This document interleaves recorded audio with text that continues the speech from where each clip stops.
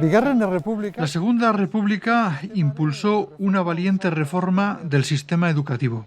Es necesario recordar que en aquel tiempo era la Iglesia Católica la que ostentaba el monopolio en lo que al sistema educativo se refiere y que la tasa de analfabetismo era verdaderamente alta. El nuevo sistema educativo pretende cambiar todo eso. Crearon un plan de 5 años con el objetivo de crear 5.000 escuelas cada año. Por otro lado, apuestan por la formación del profesorado con el objetivo de desarrollar la nueva escuela con garantías. Por primera vez se plantea una escuela en la cual no hay que pagar, es gratis. Una escuela universal, obligatoria para todos los niños y niñas y además laica.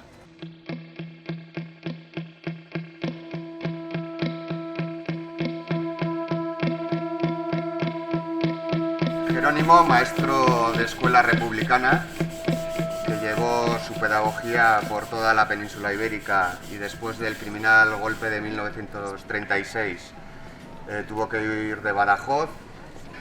Voy a repetir las palabras que él, reconvertido por aquella época en periodista, escribió en una publicación de la localidad donde se encontraba. Y él decía así: hoy como ayer nuestra lucha, honrada, noble y sincera, sigue por el mismo cauce, camina a la misma meta, ostenta signos iguales, igual pasión la cimenta, la impelen los mismos bríos, la escuda la misma fuerza, que nace de la razón de legítima defensa. Es la justicia su faro, es la libertad su esencia, es el derecho su base, es la igualdad su bandera, en cuyos pliegues, escritos con sangre imborrable, lleva esta mágica palabra: lucha por la independencia.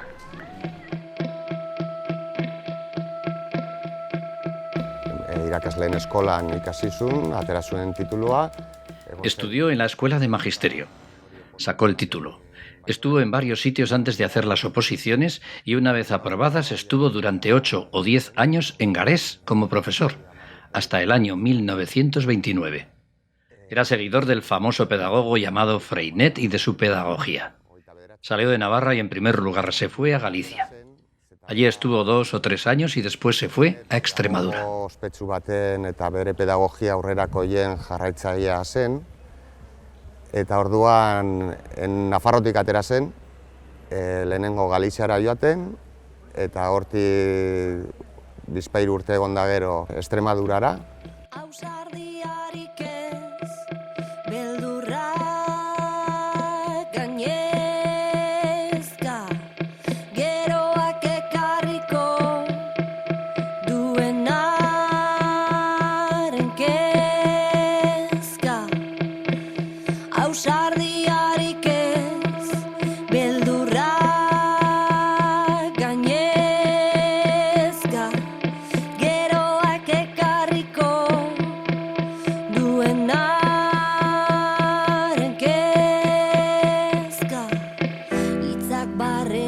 Aquí nacieron 4 hermanos. En el 1900, Josefina, en el primer piso, porque los padres de estos 4 tenían una charcutería en este local, que alimentaba a la gente de Pamplona e Iruña sus cuerpos. Y ahora está Marcela alimentando a la gente con cultura para su alma y para su mente. Y luego está mi abuela, María Pilar, que nació en el año 4, Juan Antonio en el año 8, cuyo tocayo era mi aita, y María Camino, nació en el año 10.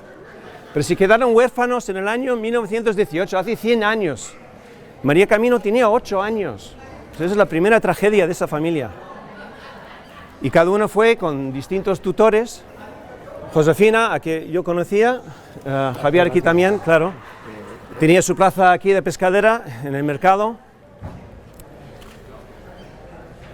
Y esta es la última vez que los 4 hermanos estuvieron juntos, en el año 27, porque mi abuela se marchaba a Canadá a casarse con un prófugo, hay que decir, de Pamplona también, que se escapaba de la mili.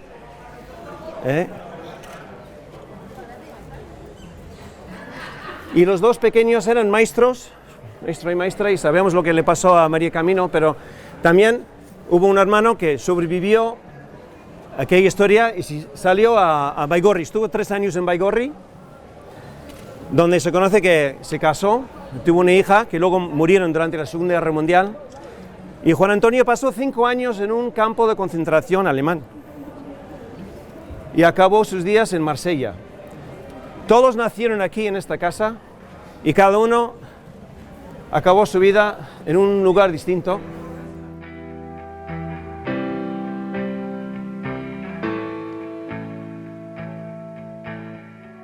En primer lugar, ella estudió aquí mismo y luego se fue como profesora a una población cercana a Otsagi, llamada Huesa. Allí también hizo política intensamente.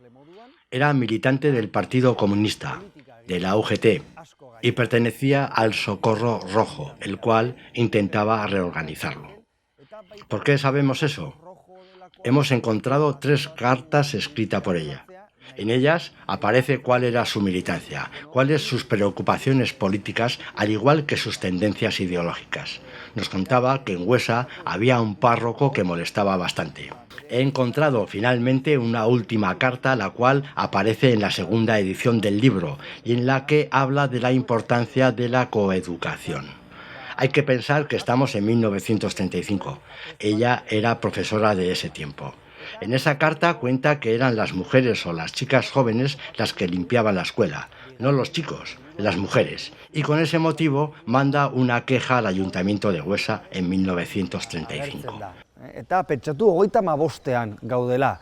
Bera 35ean irakasleak zen. Hor azkeneko eskutitz hortan esaten du, bueno, emakumeak edo gaztetxoak zirela eskola garbitzen zuena. Osa, ez mutilak, baizik eta emakumeak. Bueno, eta berak kesa bat bidaltzen dio Huesako udalari, 35ean. Beraz... Por lo tanto, era una mujer muy progresista. Y no solo Camino Oscoz, el mismo sistema educativo republicano y la mayoría de profesores jóvenes eran progresistas. Hoy en día vemos normal la igualdad de género y la coeducación, pero en el año 1935, Camino Oscoz está hablando de eso en un pueblo pequeño como Huesa. Huesako herri txiki batean.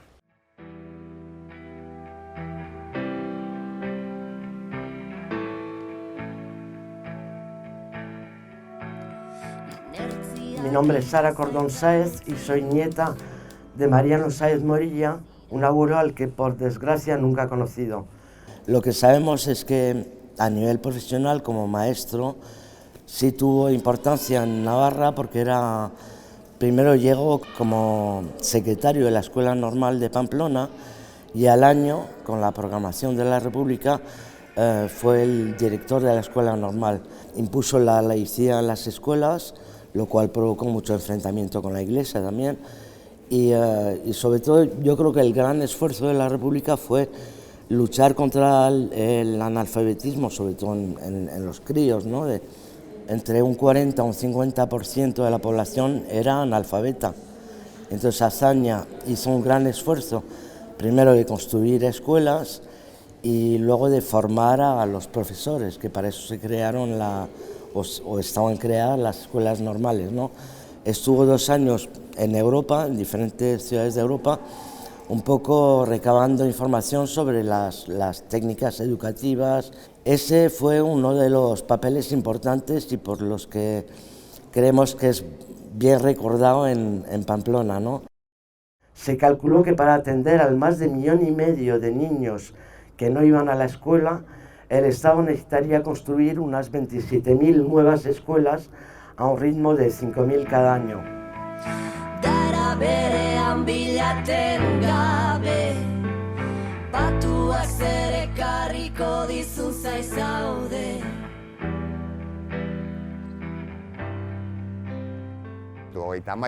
En el año 1933 se fue a Montijo. La escuela se fundó en 1931, cuando hicieron la nueva. Era una de esas escuelas nuevas que hizo la República. Yo he estado visitando la escuela. Al día de hoy es una escuela de adultos, pero hasta hace poco era de niños y de niñas. Todavía se mantiene el edificio y es curioso observar cómo claros elementos de la pedagogía de Freinet aparecen en el entorno. Están todavía allí. Por ejemplo, hoy en día es habitual que en los patios haya chocos de arena o que las clases se organicen en chocos. Eso es influencia de Freinet, parte de su pedagogía. La cuestión es que Jerónimo estuvo allí y que pasó en aquella escuela 3 años de su vida. Después se fue a otro pueblo distante 20 kilómetros, a Medellín, al lado del río Guadiana. Bere pedagogian agertu zena.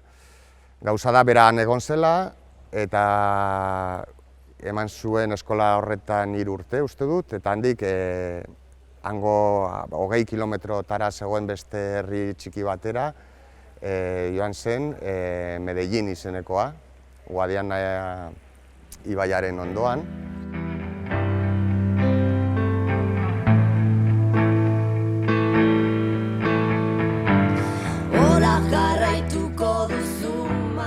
Bueno, sekulako garrantzia izan zuten momentu horretan emakumea. En aquel momento las mujeres tuvieron una importancia crucial, las mujeres jóvenes. Mujeres como Camino Scott y otras profesoras. Justo aquí donde nos encontramos, se formaron esas profesoras.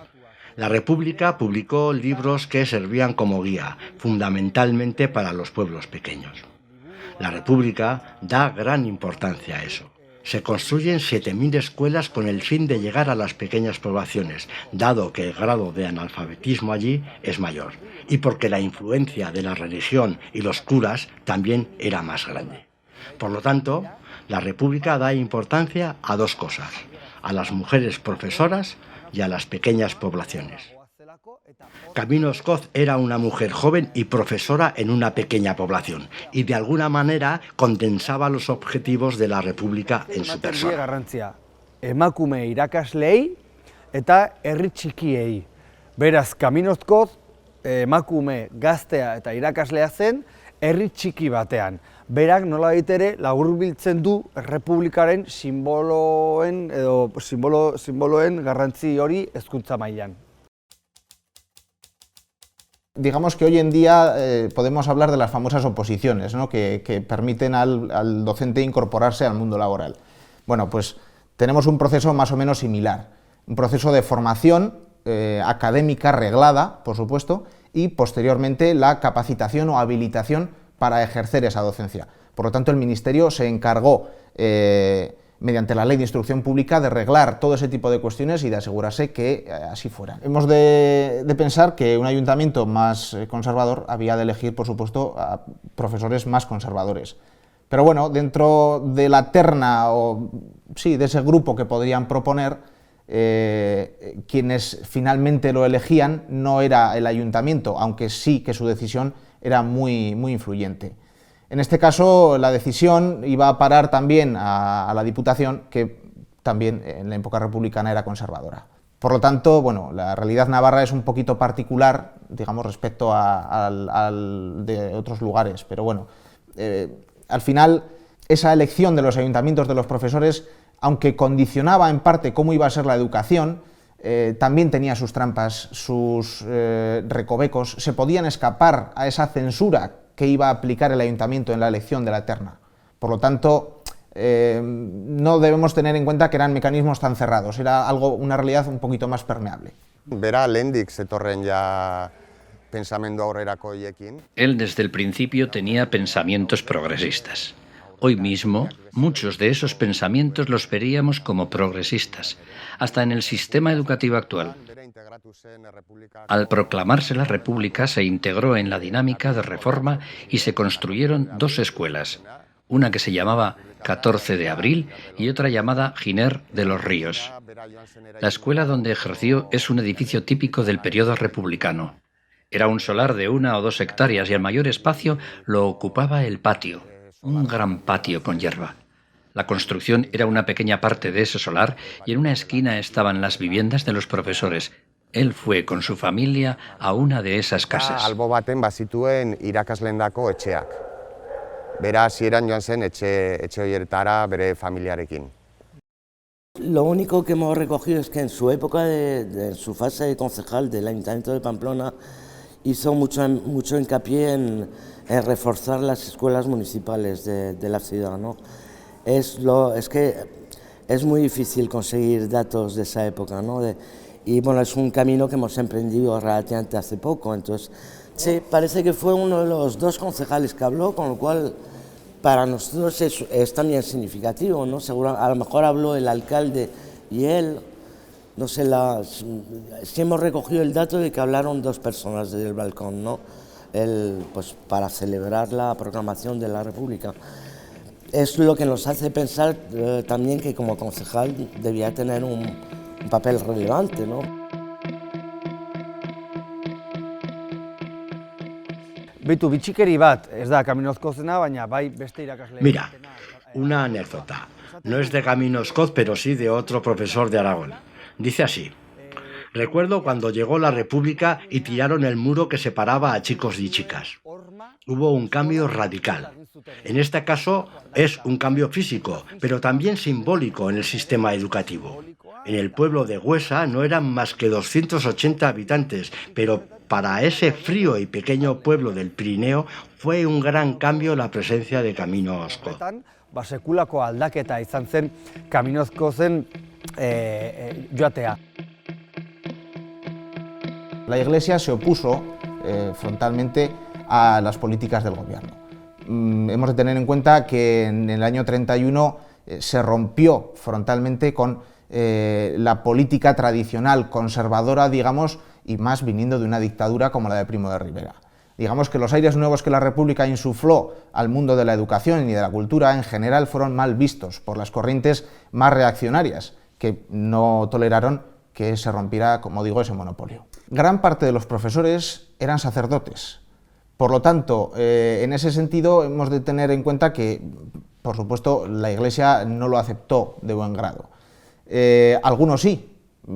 Toda la vida ha habido sacerdotes que a nivel personal han sido más reaccionarios, más conservadores, otros más progresistas o más abiertos. Va a haber un enfrentamiento, digamos, bastante fuerte entre, por un lado, la Iglesia, que era la que ostentaba el monopolio de la educación, por supuesto católica, y también entre el gobierno, que va a intentar reformar esa educación católica tendiendo hacia la laicidad, cosa que por supuesto el clero no acabó de tolerar.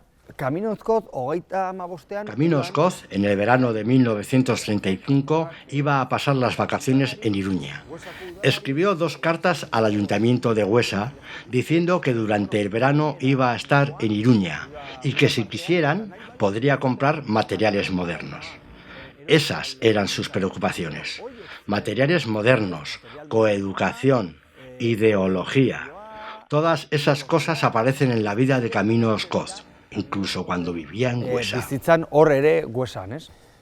A nivel profesorado, lo que hay que tener en mente es, por un lado, que venimos de una tradición bastante conservadora, sí, pero también las ideas del profesorado podían estar en desacuerdo de lo que en teoría se les obligaba a dar en las clases. Por lo tanto, el que un profesor que viene de estar en cierta manera reprimido, ¿no?, a la hora de dar clase, pues pueda ejercer su trabajo de manera más libre, más profesional incluso, pues bueno, fue bastante bien recibido también por la docencia.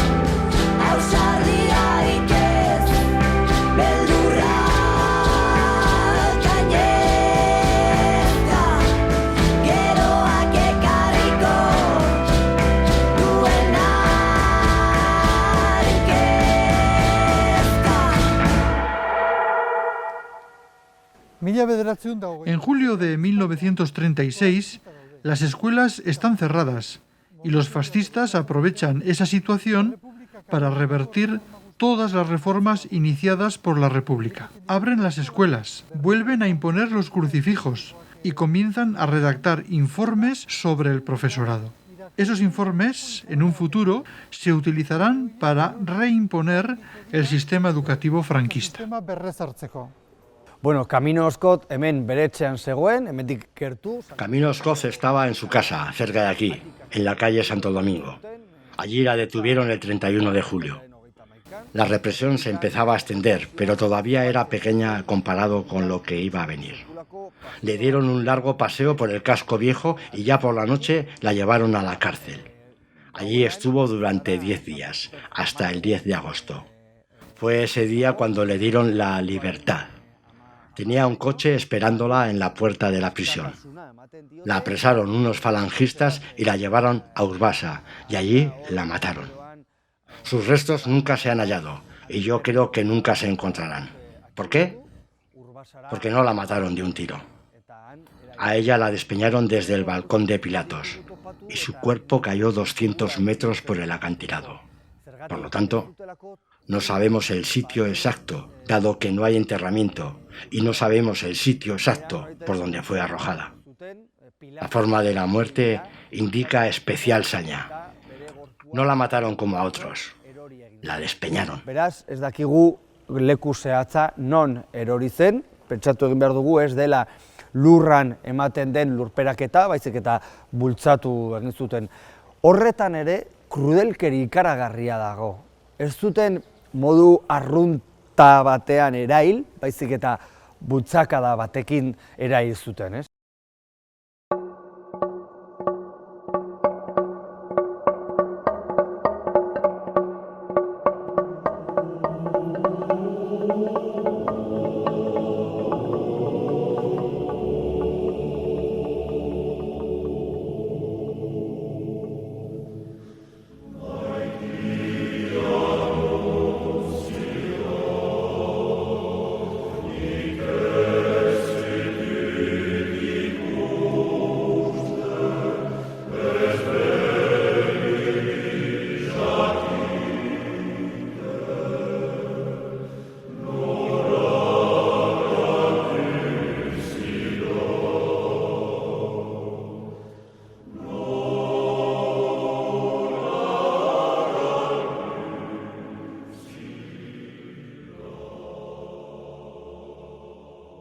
Los castigos varían en función de los malos actos, digamos, no podemos hablar de delitos, por supuesto, que hubieran cometido.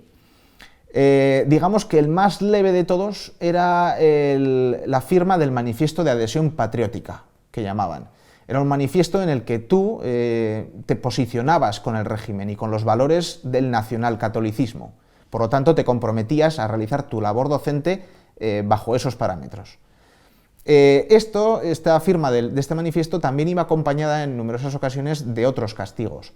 Apartarte de tu trabajo durante unos meses, en función de lo que hubieras hecho, de 3 a 2 años suele ser lo más habitual. Apartarte también del centro en el que has estado trabajando y cambiarte de lugar a otra población, muchas veces a otra provincia también. Y ya finalmente castigos más severos como la destitución, penas de cárcel e incluso la pena de muerte.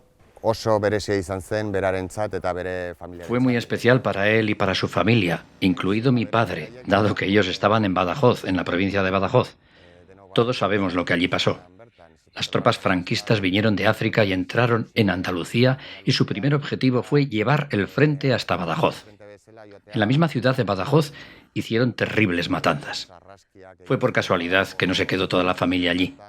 Ellos llevaban cerca de 1 año en un pueblo llamado Medellín, en la orilla derecha del Guadiana.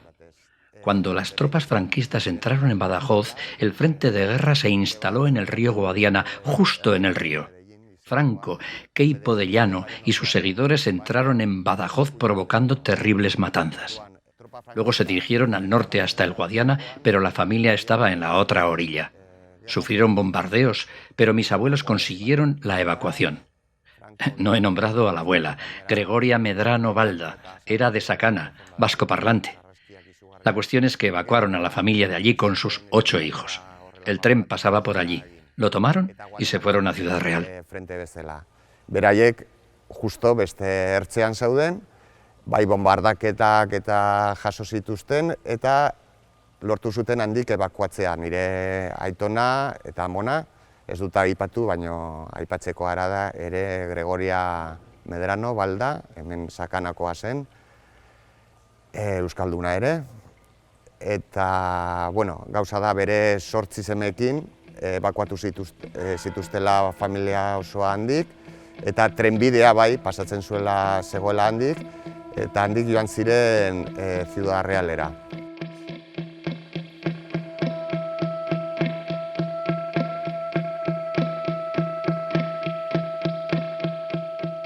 Bueno, ella se llamaba María Ángeles Fernández de Toro y en concreto fue la primera, bueno, uno de los méritos que fue la número 1 de su promoción.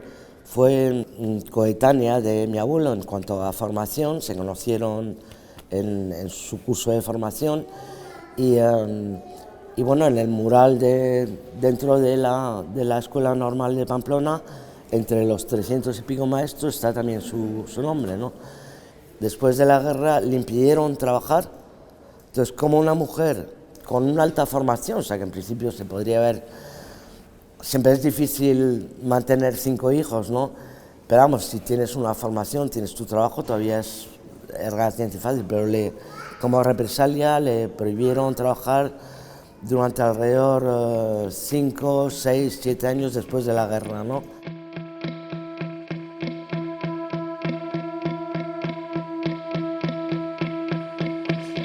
Un informe de conducta es más o menos lo que entendemos ahora como un informe, un papel en el que aparecen los datos del profesor que se está valorando y en el que se exponen cuestiones sobre su vida cotidiana y también sobre su vida, digamos, laboral.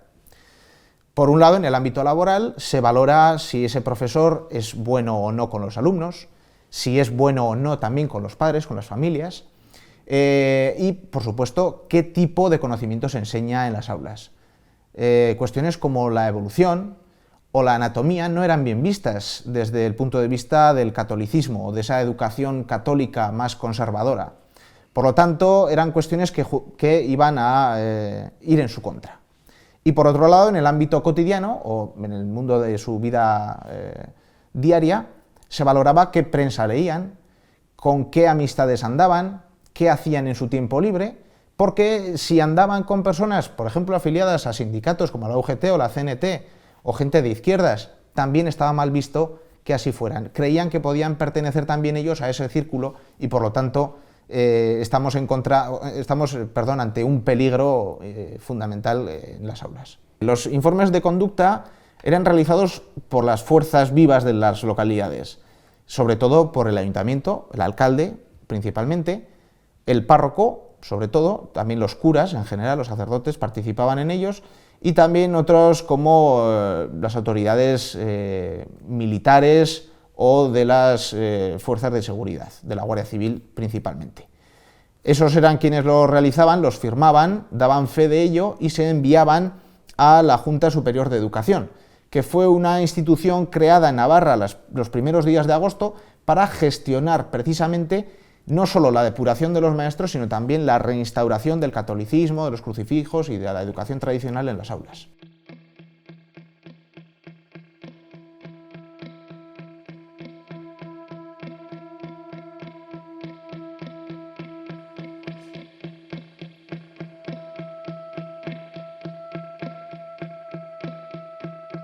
Kontutan hartu behar dugu Nafarroan 35. Hemos de tener en cuenta que en Navarra hubo 35 profesores fusilados.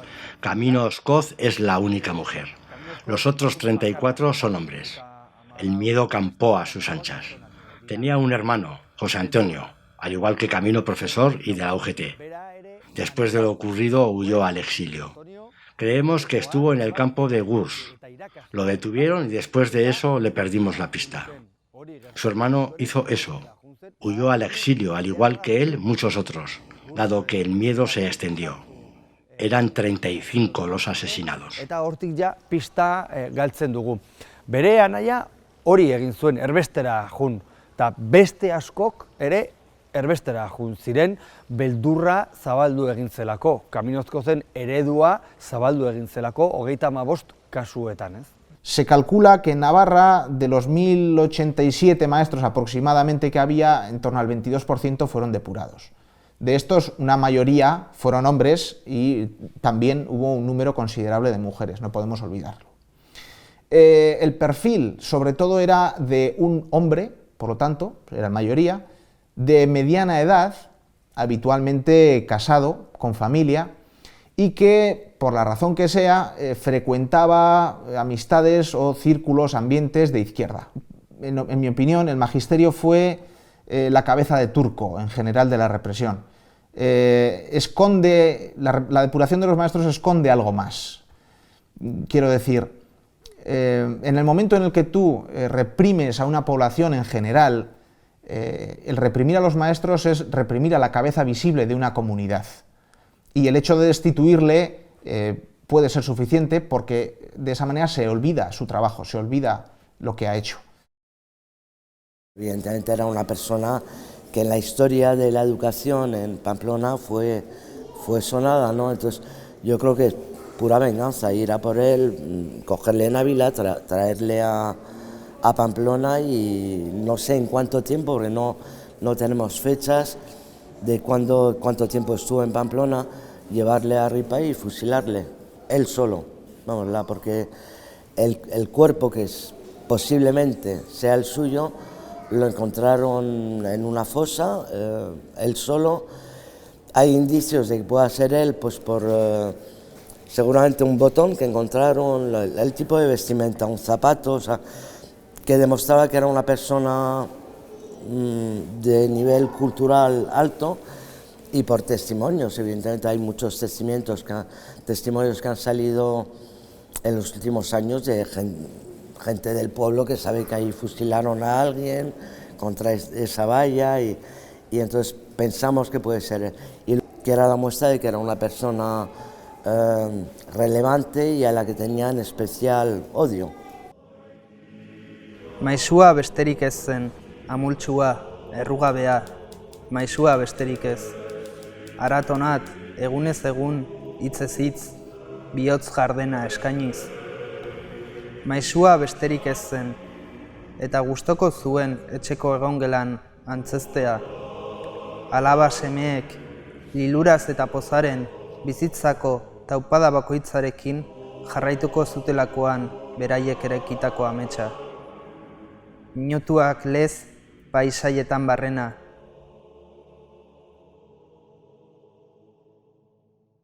El día 28 o 29 entraron, y el 1 de abril miembros de la Falange fueron a su casa a buscarle.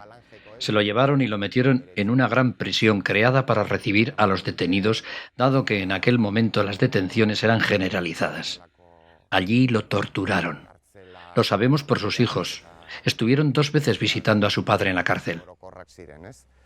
Hartzen dute eta badakigu semen esandako edo zeta egon ziren bitan bizitatzenan kartzelan bertan, hasieran seme batzuk torturatua izan zela, han bera, eta gero...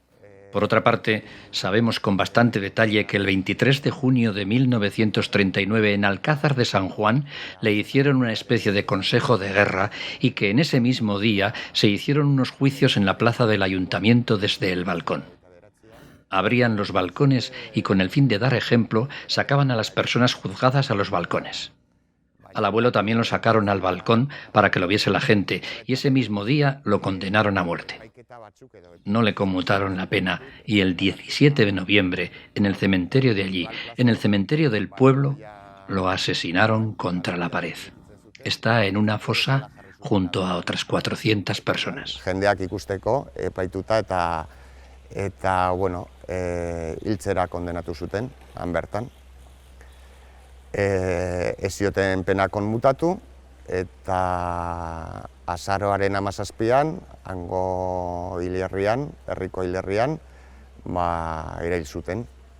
Erail zuten hango muro edo horma baten kontra eta beste 400 personakin dago fosa baten.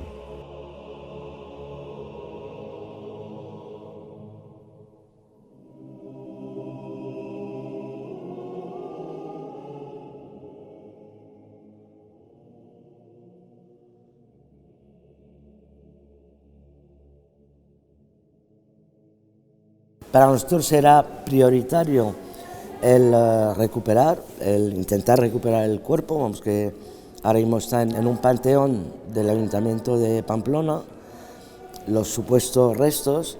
Entonces en esa fase estamos un poco de recuperar los restos, ver si coincide con el ADN del resto de la familia y en ese momento pues recuperarlo y ya veremos lo que hacemos. Pero vamos, darle nombre yo creo que es importante, ¿no?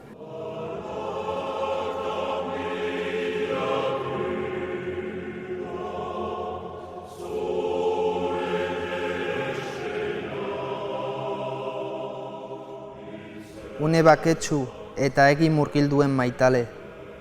Iluntasunaren etorreran umeak babesten dituen amalez, maisua besterik ez. Eta goiz batez sartu ziren, jaka urdina soinean eta fusilak eskuan. Atarian berarizo, begirada bortitzak, isiltasuna, ume baten negarra. Maisuak buruan paratu zion eskuan iraitonari, eta esan zion lasai egoteko, bueltan zetorrela arratsalderako, eta joan zen beraiekin. Maisua besterik ez zen, isiltasunarekin lurperatu zuten, zentzuratu zuten antzezlana, tirokatu zuten poesia. Maisua besterik ez zen, maisua besterik ez.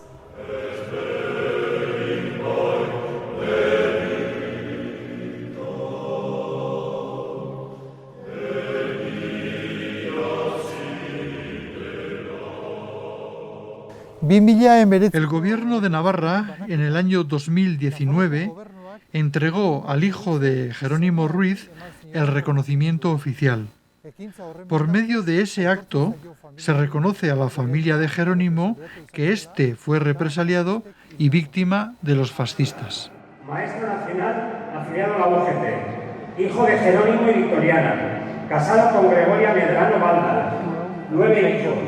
Sufrió cárcel y fue asesinado en Alcázar de San Juan, Ciudad Real, el 17 de noviembre de 1939. Recoge su hijo.